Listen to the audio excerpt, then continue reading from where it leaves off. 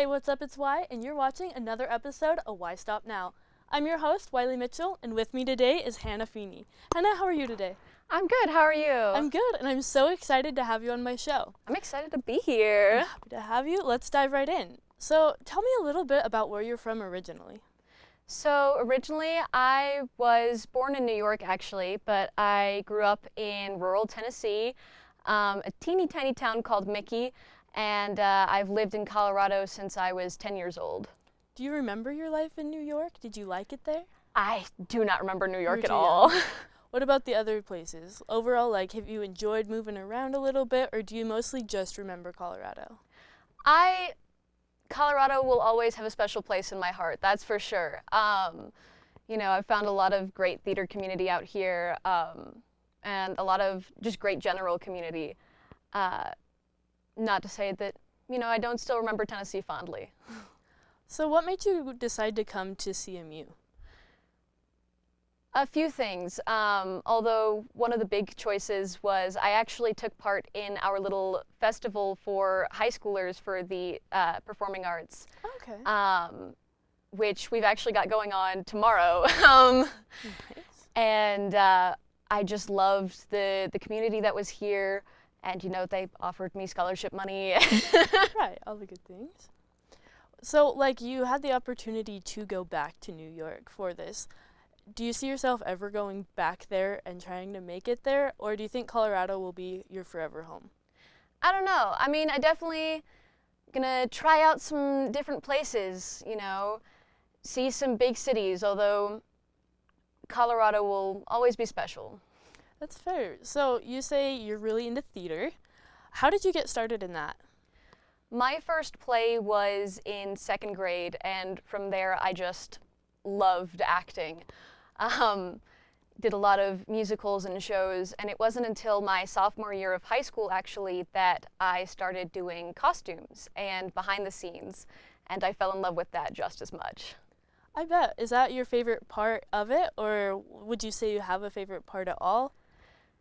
Ooh, I would say that's really difficult. It depends show to show and company to company, I think. Too much of a heavy question there. Too much to dive into.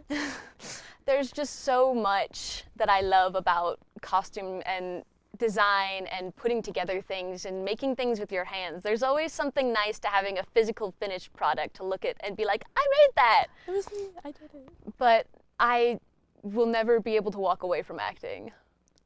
So you've been doing theater forever. You've kind of been in all aspects, it sounds like, done a little bit of everything. Do you think that that's shaped who you are today? Absolutely. I really appreciate having a creative outlet, all the time. There's something special about being able to go into what I'm going to be doing every day and to have it be fun, to enjoy what I do on a day-to-day basis. I love putting together fun outfits and expressing myself and, education and all that kind of stuff. But theater is just a way to kind of encapsulate all of that, I guess. Is that hard, when you dress up and you express yourself, do you get mostly encouragement from that? Or how do you handle those dirty looks? I find a lot of people who have negative things to say, if you're confident enough, will not say them to your face. But everybody's got their own opinions, and everybody's okay to have their own opinions. My style isn't for everybody, both as a person and in my clothing choices, and that's okay. I exist for me and for my own enjoyment. I love to hear that. I love how you worded that. So back on our theater side of things, what would you say your favorite production is that you've been in so far? Now that is usually an absolutely impossible question, but I think it has to be, hands down, actually Dracula, which I'm in right now as Mrs. Renfield. It's just so much fun. So I'm super excited to hear more about it, but first, I have to say you taught our very own director, Maccoy Abeyta, how to do stage makeup for your character in Dracula.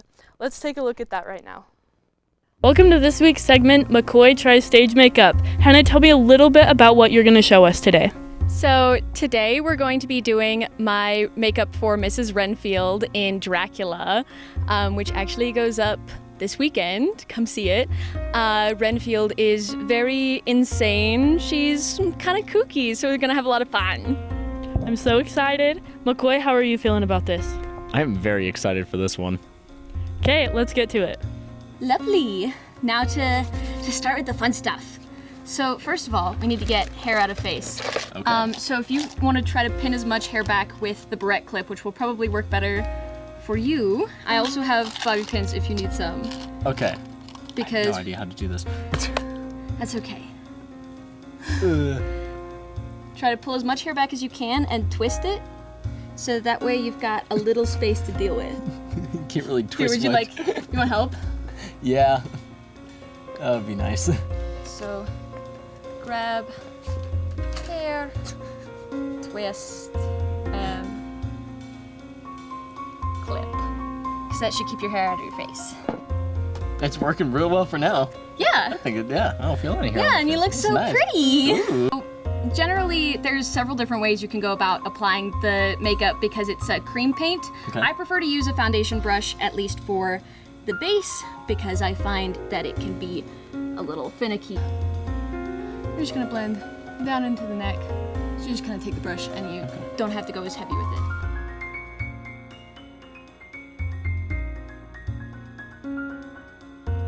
We're gonna go in with this purple color.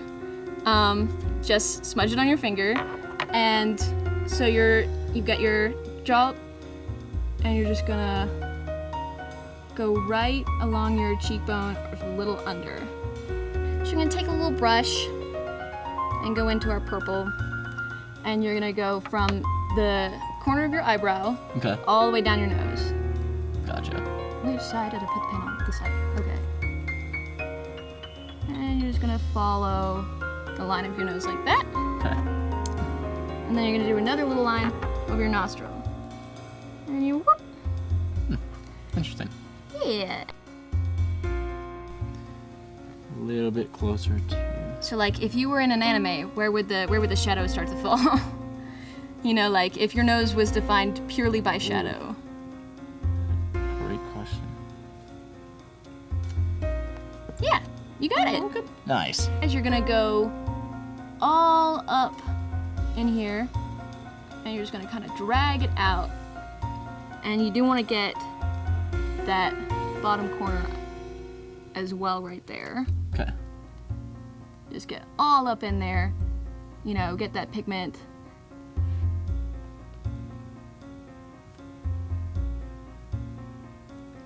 Yeah, applying eye makeup is one of those where you have to like train your face to sit a certain way so you can see with one eye and like your other eye is not impeded for makeup, which is interesting. I'm kind of struggling with that.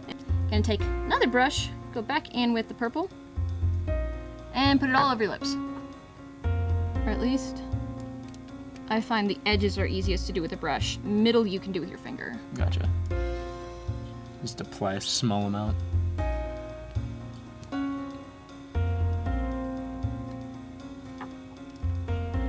Alright.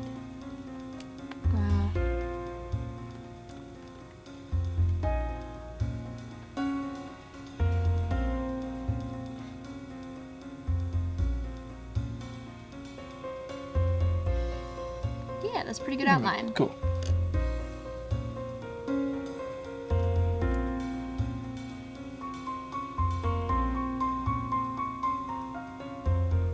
That good? Yeah. Cool. Just make sure you're getting all the everywhere. Because otherwise it will be gone. You're making it look solid face Okay. color. Yeah, there we go.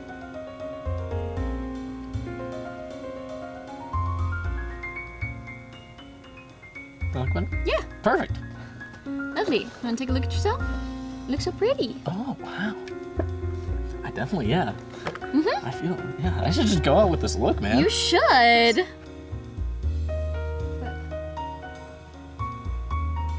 The jewelry in place. And there we go. Perfect. Renfield. Need to- Ah, yes.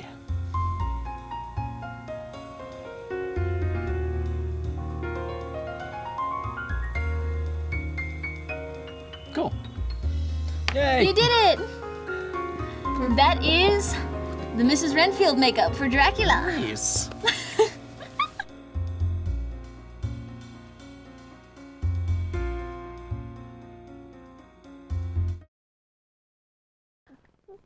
So, how did you do? What'd you think?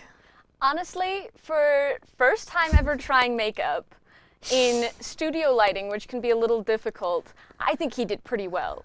Renfield's one of those that you've got a large margin of error because you get to have lots of fun with it.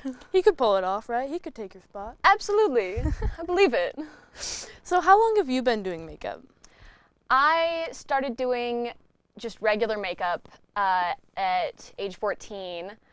And I started doing stage makeup not long after that as well. And have you always done your own? Yes, generally. I love the artistry involved with it. Yeah, the creative reign you have there. And it's kind of fun too to see, like, of course Maccoy has never done any kind of makeup before, but just to see the variety of, like, you were sitting there doing it with him and just how different his can look even though you're walking him through it, and how yours can vary on a day-to-day basis based on, I just think it's super fun, and it's just such a great way to express your art form. Oh yeah. So you took a class in, tell me about that. Did you learn a lot there? Yes, I took the makeup class and had so much fun, learned a lot. It's interesting to think about how, yes, makeup can define your natural features that you've got, but also how to change those features to look like anything you want to. Young and old and fat and thin and, you know, a phoenix, a unicorn, whatever you want to be. You know, shot in the head. All sorts of fun techniques and fun artistry to play around with. Yeah, that's awesome. So let's jump back into Dracula. Tell me a little bit about the character that you're playing. So Mrs. Renfield is one of Dracula's followers. She is kind of obsessed with Dracula, which got her put in an insane asylum. So happen. Yeah, you know. But she is obsessed with kind of spreading her obsession with Dracula with the people around her, and she wants to become a vampire so very badly. You know, eats spiders and flies and just generally crazy. Just a little bit different, huh? Yeah. Have you enjoyed taking on this character? Have you enjoyed becoming Renfield on stage? Absolutely. There's something special about characters who are just kind of insane. They're really fun to play and to mess around with because there's very seldom a wrong answer. That's fair. You're not trying to fit within the line of how you're supposed to be. You kind of do whatever you want. What does it take to prepare for a production like this? It takes a good bit of work. In a lot of it is deciding, you know, where your character's coming from. What are they trying to get and how are they doing it? And, you know, where is that character coming from in a place that feels authentic?